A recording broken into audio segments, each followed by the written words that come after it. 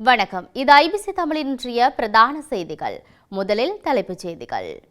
சீனாவில் பரவி வரும் வைரஸ், இலங்கை சுகாதார அமைச்சின் விசேட அறிவிப்பு.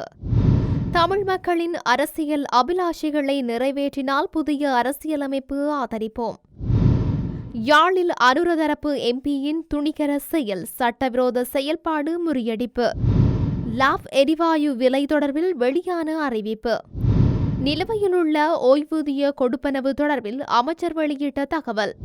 அமெரிக்காவில் பஷிலுக்கு பாரிய சொத்துக்கள், சிஐடியில் வாக்குமூலம் அளித்த விமல். கிளீன் ஸ்ரீலங்கா திட்டத்துக்கு சேறுபூச முற்படும் திலித் ஜெயவீரவுக்கு சொந்தமான பத்திரிகை அரசாங்கம் கண்டனம்.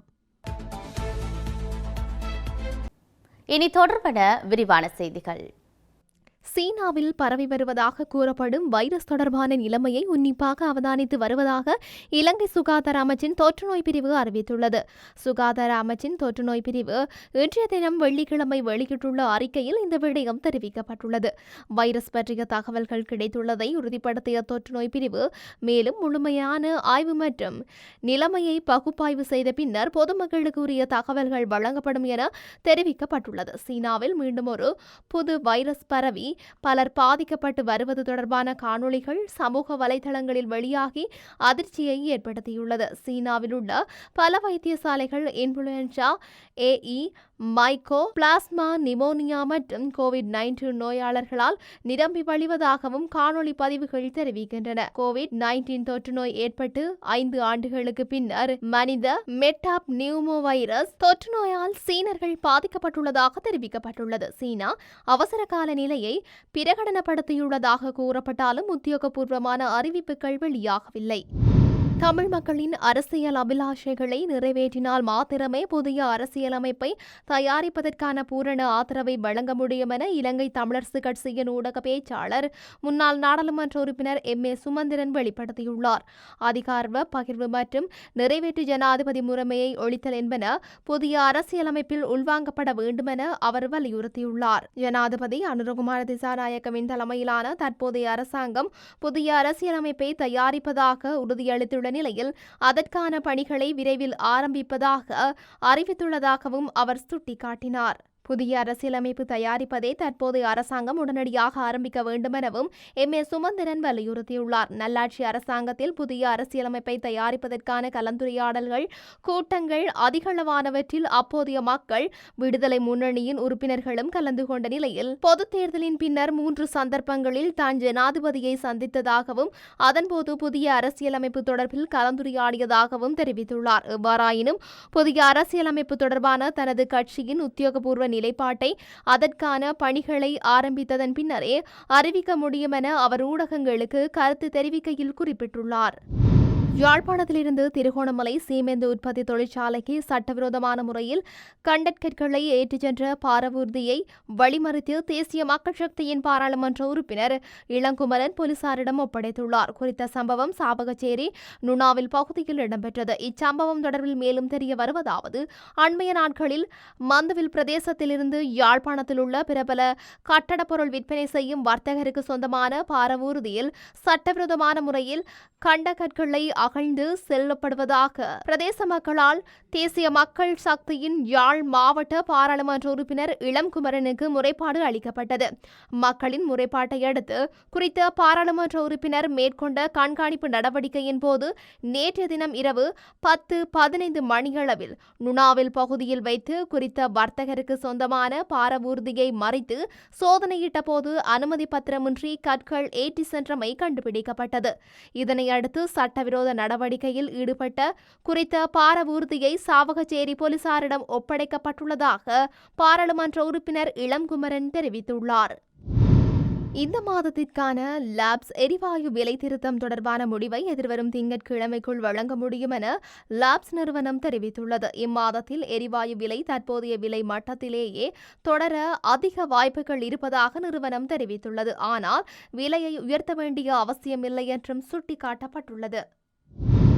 ஓய்வூதிய நிலுவை மற்றும் பணிக்கொடையாக சுமார் 30 பில்லியன் ரூபாய் இன்னும் செலுத்தப்படாமல் இருப்பதாக பொது நிர்வாக மாகாண சபைகள் மற்றும் உள்ளூராட்சி மன்றங்கள் அமைச்சர் சந்தன அபேரட்ன தெரிவித்துள்ளார். இதனால் சுமார் 6 லட்சம் ஓய்வூதியதாரர்கள் பெரும் சிரமங்களை எதிர்நோக்கியுள்ளதாக அமைச்சர் பேராசிரியர் சந்தன அபேரட்ன குறிப்பிட்டுள்ளார். அத்துடன் 1992 முதல் சில ஓய்வூதிய நிலுவைத் தொகைகள் நிலுவையில் உள்ளன என்றும் அவர் சுட்டிக்காட்டியுள்ளார்.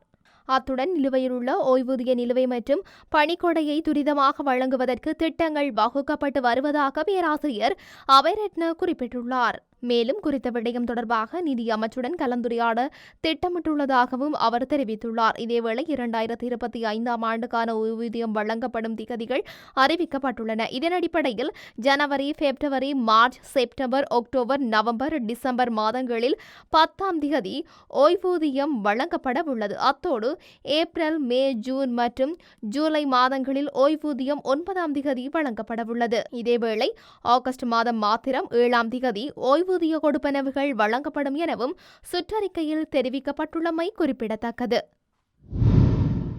முன்னாள் நிதியமைச்சர் பசில் ராஜபக்சவுக்கு அமெரிக்காவில் பாரிய அளவிலான சொத்துக்கள் உள்ளன. அவை தொடர்பில் அரசாங்கம் உரிய விசாரணைகளை ஆரம்பிக்குமாக இருந்தால் மேலும் தகவல்களை வழங்க தயாராக இருப்பதாக முன்னாள் நாடாளுமன்ற உறுப்பினரும் தேசிய சுதந்திர முன்னணியின் தலைவருமான விமல் வீரவங்ச தெரிவித்துள்ளார்.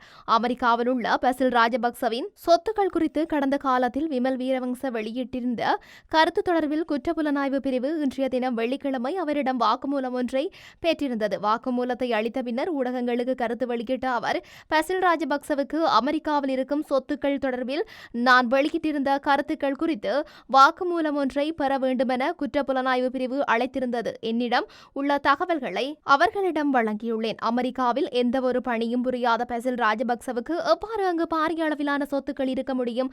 அவரது மகன் மற்றும் உறவினர்கள் சிலரது பெயரிலும் சொத்துக்கள் உள்ளன. இந்த அரசாங்கம் உண்மையான ஊழல் மோசடியாளர்கள் குறித்து விசாரணைகள் செய்வதாக நமக்கு தெரியவில்லை. தற்போது பசில் ராஜபக்சவின் சொத்துக்கள் தொடர்பில் தகவல்களை பெற்றுள்ளனர். அவர் இரட்டை குடியுரிமை கொண்டவர் என்பதால் விசாரணைகளை துரிதமாக ஆரம்பிக்க முடியும். இந்த விடயத்தில் அரசாங்கம் உண்மையான விசாரணைகளை ஆரம்பித்தால் நம்மிடம் மேலதிக தகவல்கள் இருந்தால் அதனை வழங்க முடியும் என்றார்.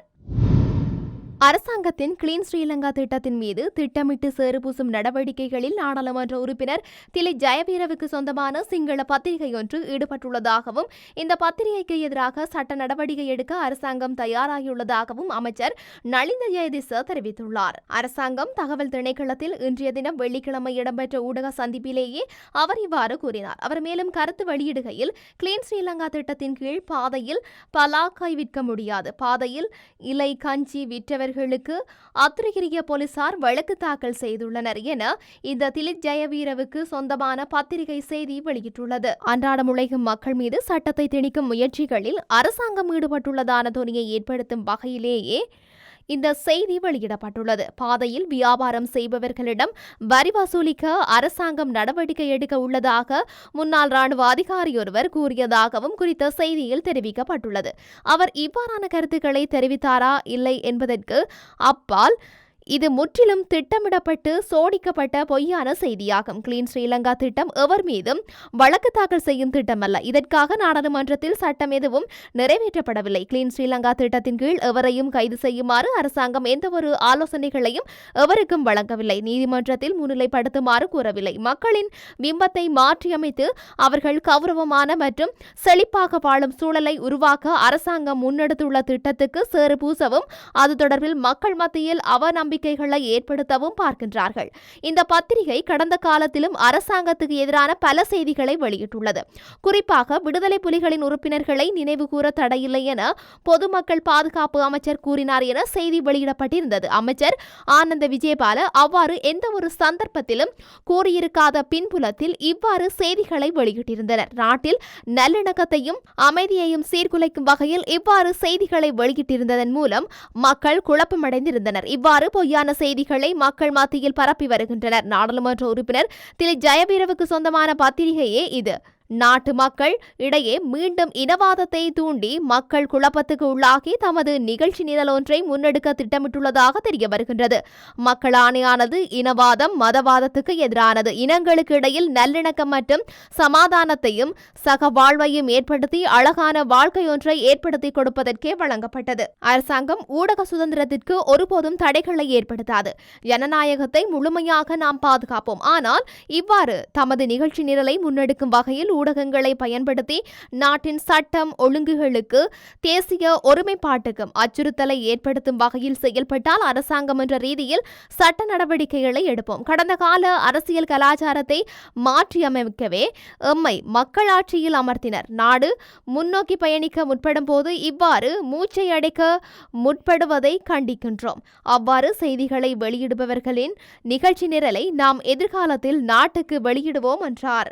இத்துடன் இன்றைய பிரதான செய்திகள் நிறைவடைகின்றன. தொடர்ந்தும் செய்திகளை அறிந்து கொள்ள IBC தமிழ் நியூஸ் என்ற மது யூடியூப் பக்கத்தினூடாக இணைந்திருங்கள். வணக்கம்.